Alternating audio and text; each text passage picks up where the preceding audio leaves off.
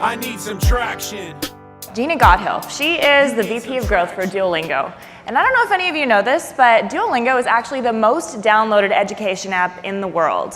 170 million users, I guess also downloads, users. And they didn't spend a dime on user acquisition.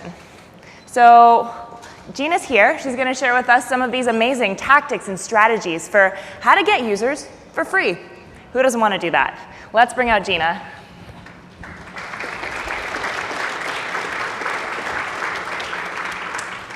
Thank you.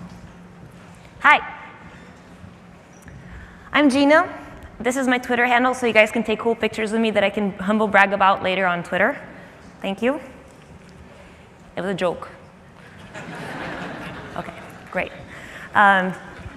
Education is an amazing thing. It helps equalize the playing field. It gives people opportunity to get better jobs. It gives parents a chance to give their kids opportunities better than the ones that they had themselves. Well, sort of. In most of the world, if you are born into a good family with a lot of money, you can probably afford a really good education. And you can learn everything you need to potentially get into a school like Harvard, or University of Toronto. I don't mean to talk about the United States only.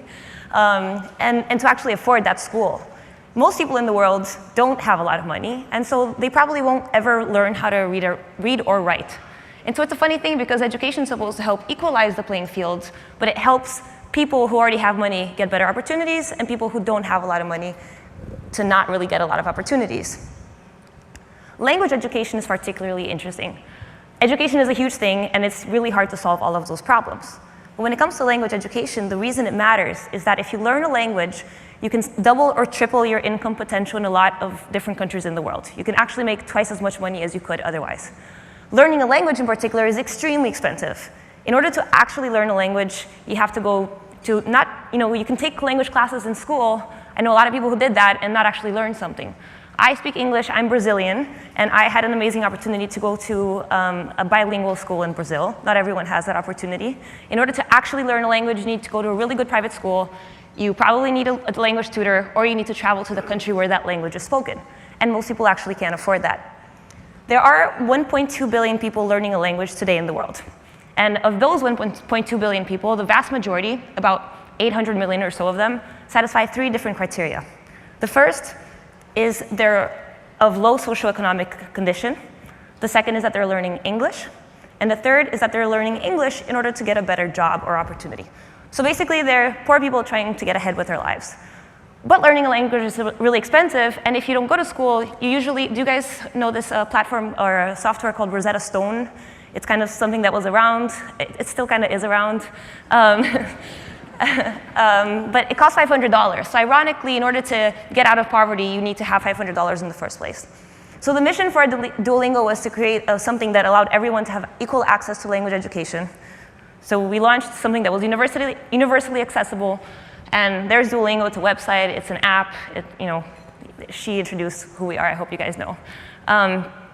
So that's great. But learning a language has a lot of different obstacles about it. The first one, obviously, is accessibility, but that's not the only one. There are a lot of different things you have to solve if you actually want someone to learn a language, and in particular, there are 2 that are really difficult to solve. The first one is actually making it effective. So I normally try this question in the US, and in Canada, I think people are more aware of languages, but I'm going to try it anyway. How many people actually took a language class at some point in their lives, like in middle school or high school or whatever? Cool. So of those people, how many can say that they can actually speak that language today? Okay, a third, definitely better than the US.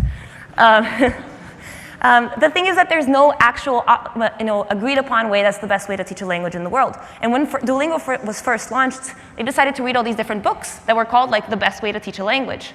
Turns out they all kind of disagree with each other. It's kind of like dieting. Sometimes they tell you to eat more meat or more fat or less fat or whatever. There's no actual consensus of what's the best way to teach a language. In fact, most people I know in Brazil studied English and don't speak it. Most people I know in the US studied Spanish and don't speak it. So in order to solve that problem, we decided to approach it from a computer science standpoint of A/B testing things. I mean, we find ourselves in this amazing position in history right now, where for the first time, we can actually look at millions of data points and actually understand how people are learning. We can see what changes impact impact people and how, and we can make those changes on a daily or weekly basis and actually see those metrics change one way or another.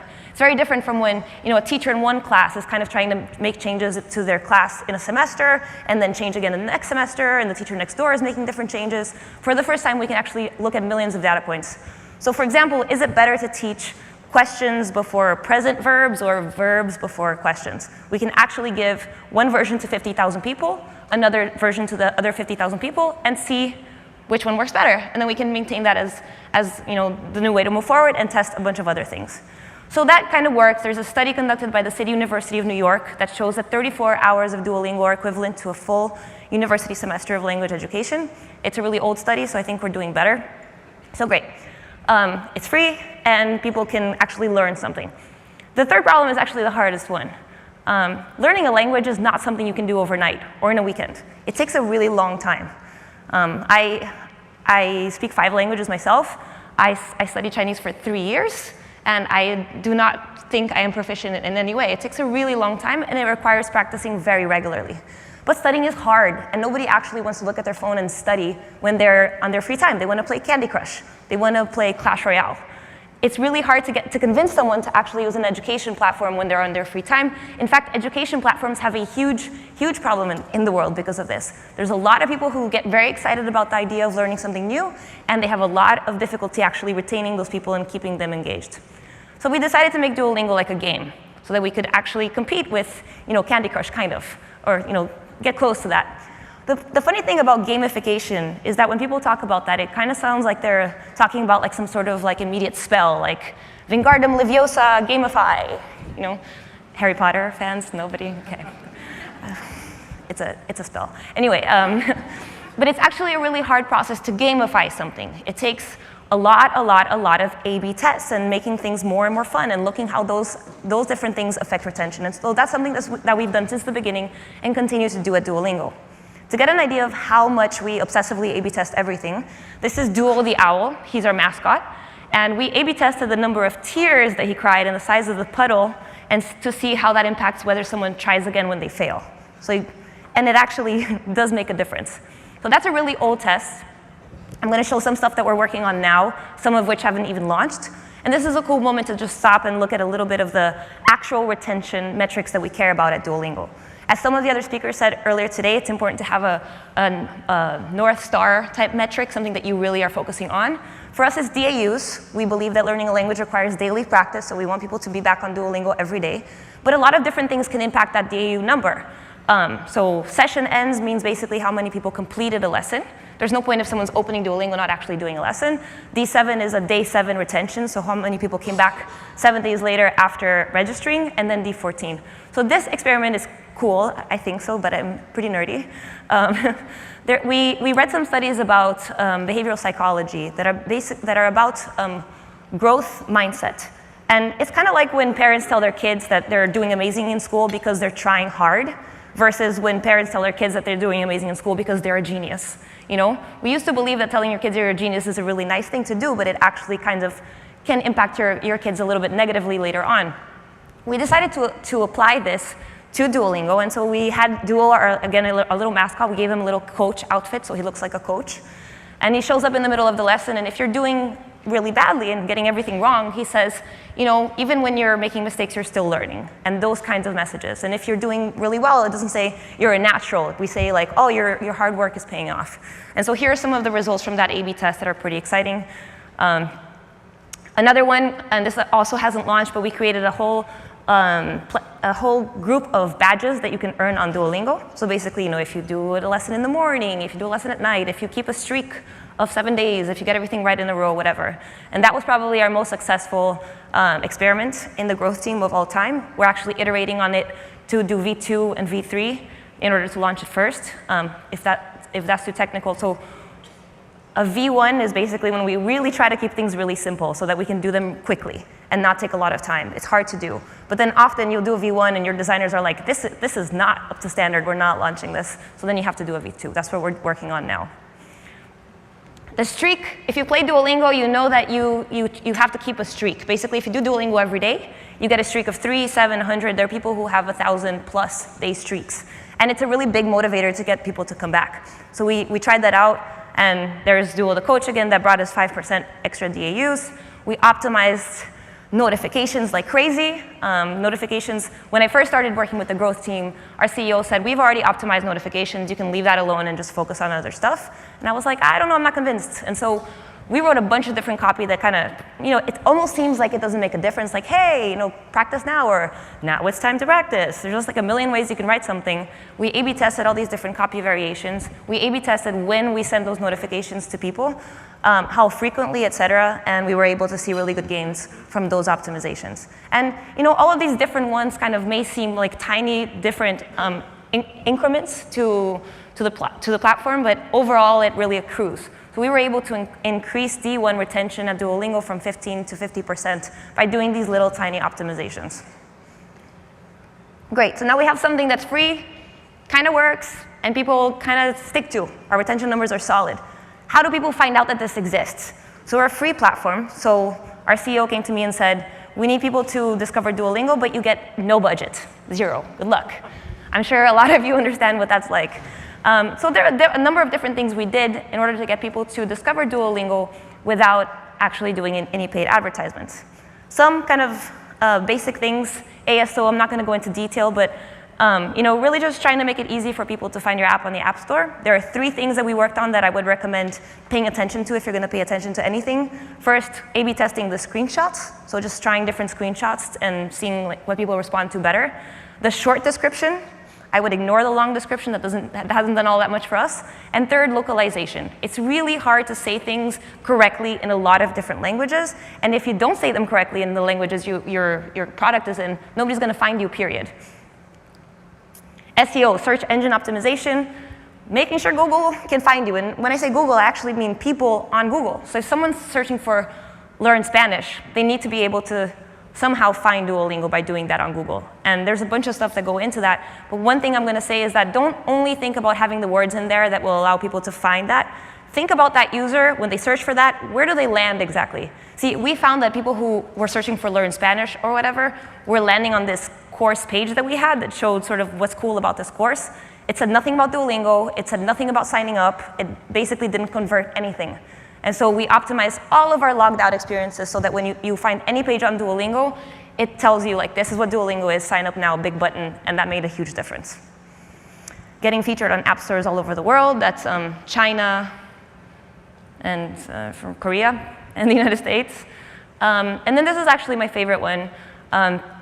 I started doing growth by doing PR, and you wouldn't really think of PR as growth. PR seems like a really boring, old school, tedious thing that you do, and they're agencies and they have all these kind of crazy weird ways that they talk about how they're succeeding, like we got 10 media hits, or like we have tier 1 media, whatever.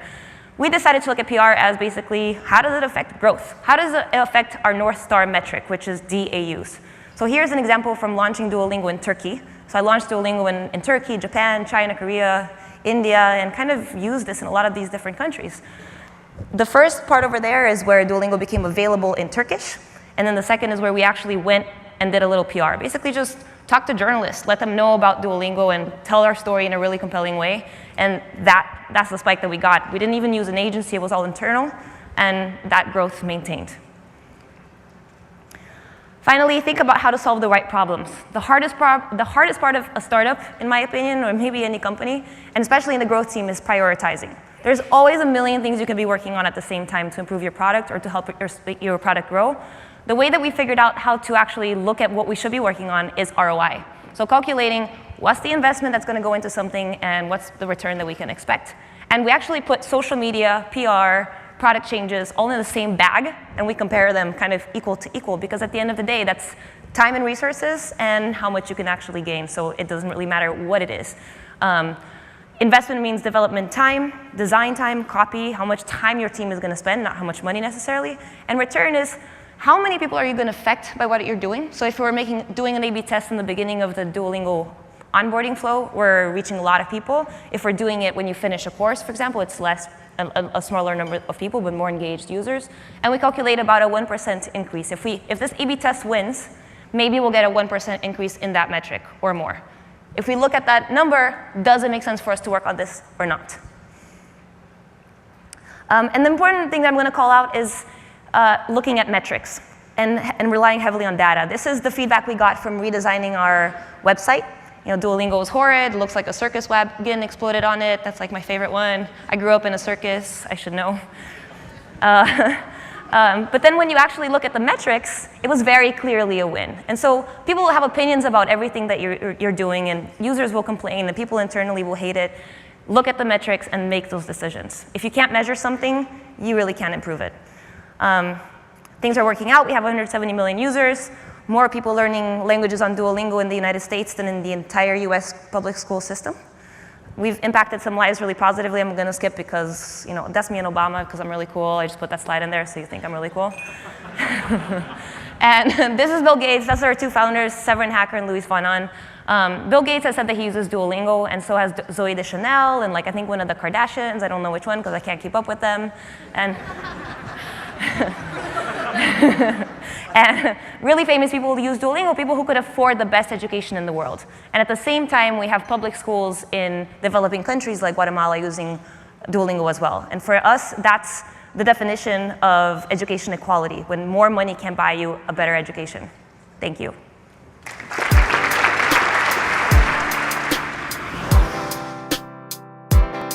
I need some traction. You need some traction. Let's get some traction.